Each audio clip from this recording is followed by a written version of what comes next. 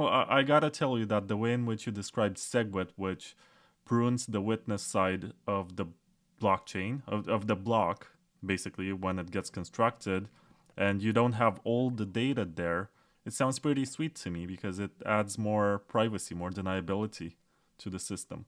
The way in which you describe it, you want everything to be 100% transparent and be able to associate transactions with signatures and everything involved. And I'm not sure what's your stance on Ross Ulbricht's situation with the Dread Pirate Roberts wallet, where it was difficult to pinpoint to him having been using it.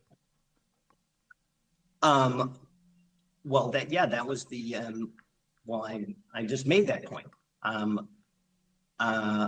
The interventions since SegWit have been about making Ross Ulbricht's defense easier.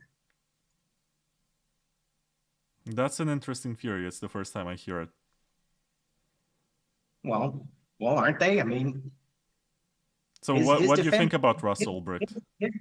His defense was that keys don't correspond to identity, and that's what they're trying to do in BTC Core. So what's your take on Ross Ulbricht?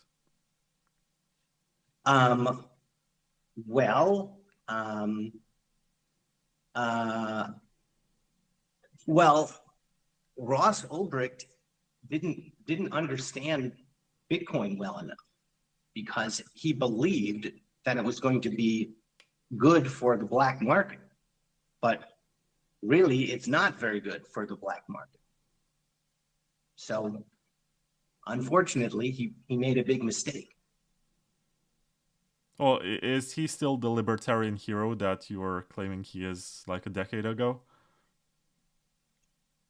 Well,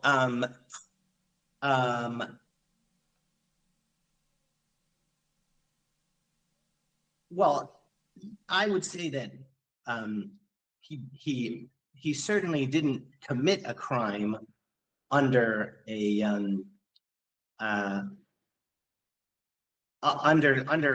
libertarian system, under the libertarian ideas, because the Silk Road was a voluntary system, and of course, people made the claim that he was going to try to do a hired killer, but I don't know if nothing ever came out of that. I don't know if that's real or made up.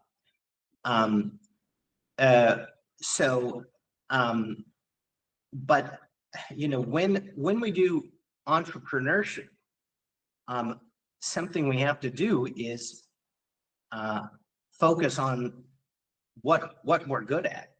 Okay, so I was also under the idea earlier on that Bitcoin could be good for the black market, but since then I've learned that really it's not, and so I've had to change my idea about how Bitcoin can be successful.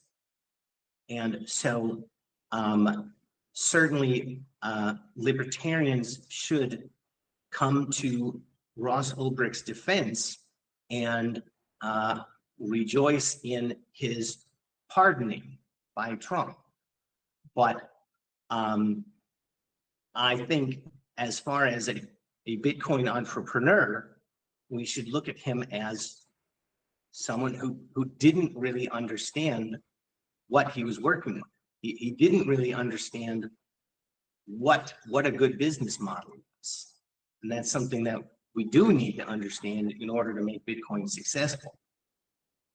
Well, I can argue it was a pretty good business model, but let me go back to your article, which is on the Nakamoto Institute. It's called The Legacy of the Dread Pirate Roberts. And you said in this paragraph, I confess I never actually bought anything at the Silk Road and I never engaged with the community there. Now that the opportunity is lost forever,